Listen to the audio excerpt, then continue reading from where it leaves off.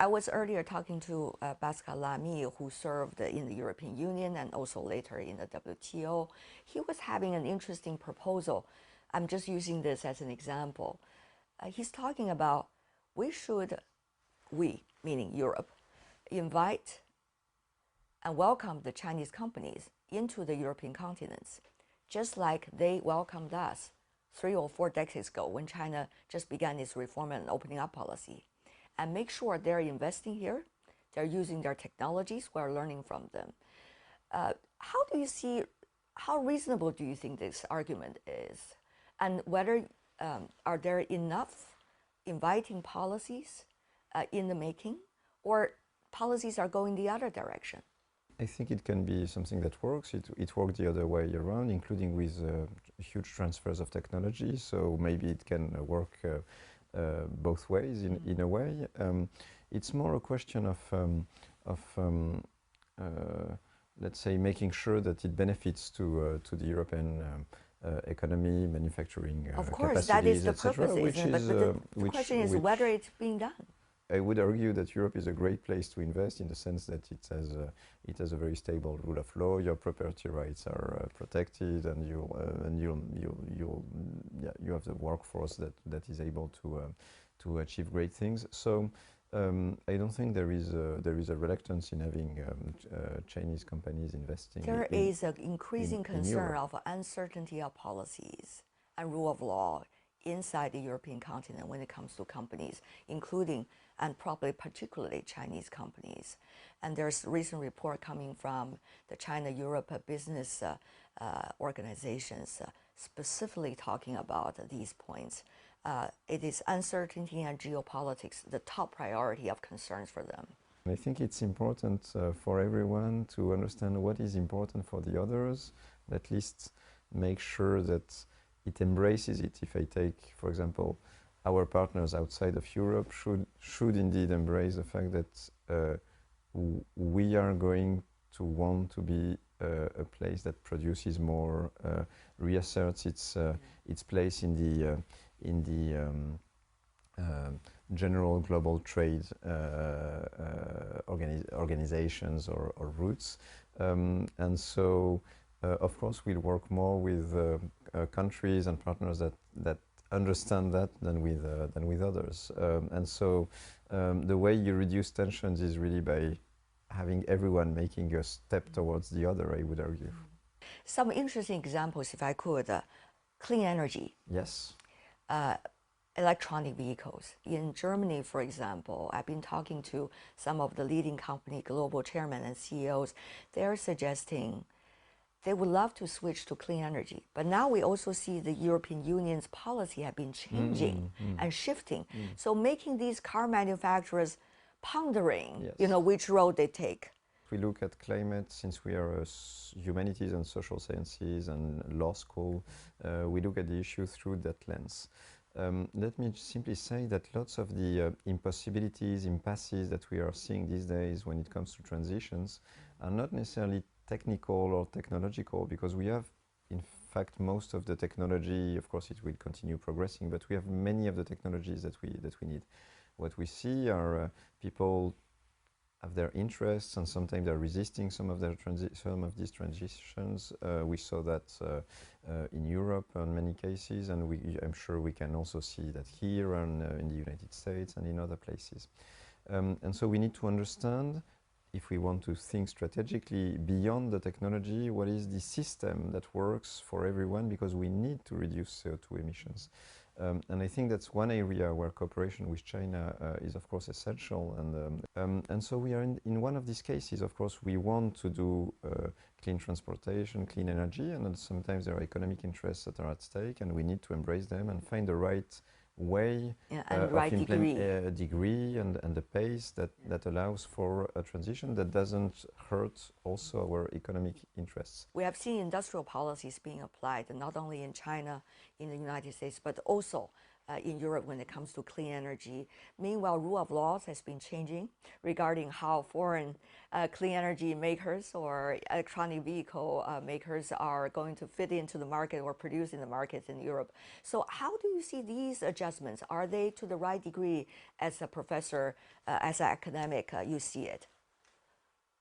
When it comes to rule of law, I would argue that, of course, it's always a comparative thing. So I would argue that we are on the, if you look at the world stage, I would argue that making business in Europe has your rights more guarantees than in most places around the world, and that's why I think we see lots of investment coming in.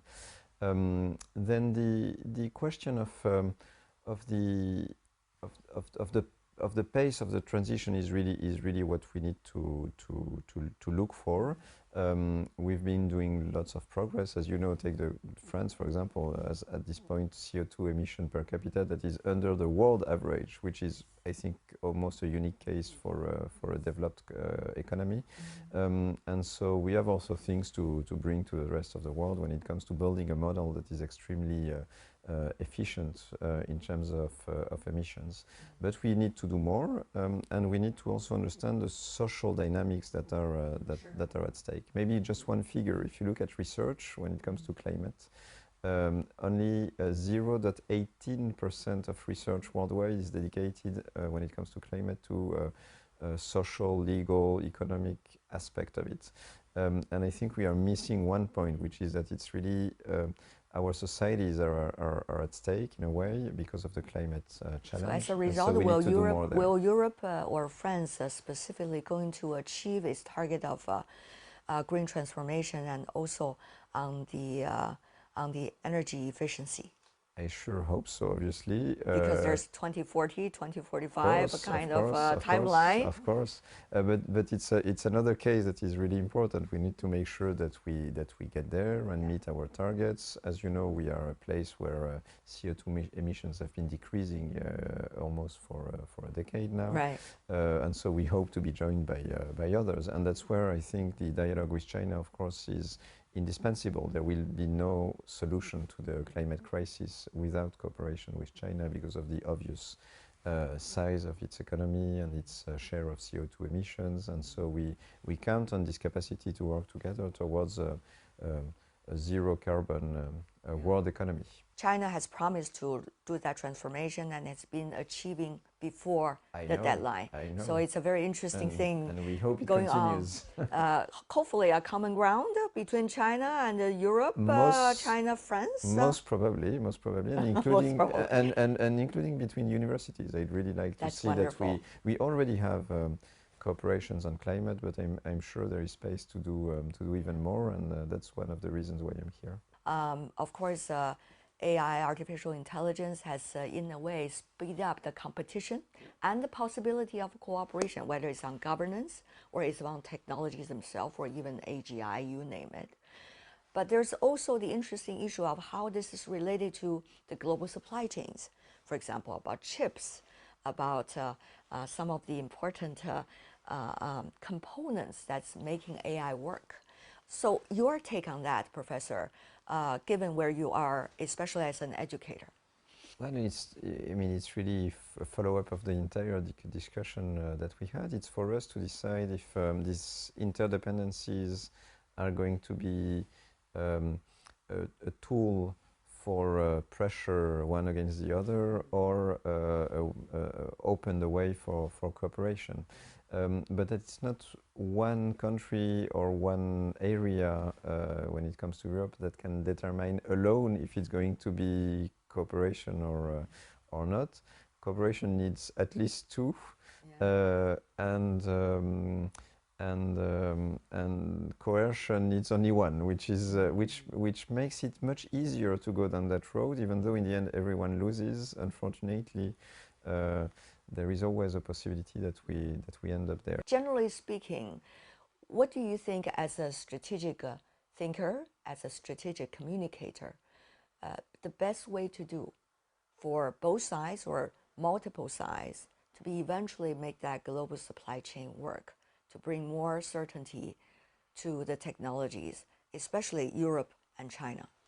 Look, I would answer as what I can bring as a university president in that debate. And what I can bring is really look into the historical, theoretical framework that we are going through. It's not the first time that humanity has been through a huge shock. Even recently, the other day I was discussing with high school friends, and we noticed that I was one of the few to, in fact, have a job that existed 25 years ago, but many of them are in industries that didn't exist, or doing, I don't know, digital sales, or working on an internet company, or crypto, defense, etc. So these transformations have always been there. The question is, how do we react towards them? And we need to make sure that we react in a way that doesn't bring about more crisis or deepens crisis, but tries to solve them. I would argue that the way we can do that in our own business capacity mission is really to train people that will have this historical depth, theoretical depth, understanding of the dynamics of the strategy that they can apply, so that they choose a way that is more complicated, but that is the way of cooperation and building comprehensive and stable systems, rather than plunging into the easy confrontation. Yeah. I'm sure you and your counterparts in China have been increasing your exchanges on these fields. Yes, of course, and of course I'm eager to continue that today. I think one of the challenges we'll address is indeed artificial intelligence and the way we train leaders in that moment. The argument I make is that we will need less very precise expertise, because languages, specialized languages, will be able to compete more with that capacity, but that the capacity to think 360 degrees, to think strategically, to make connections between topics that are not obvious, to think rigorously and scientifically, all that will be competencies that the cognitively humans will have to develop.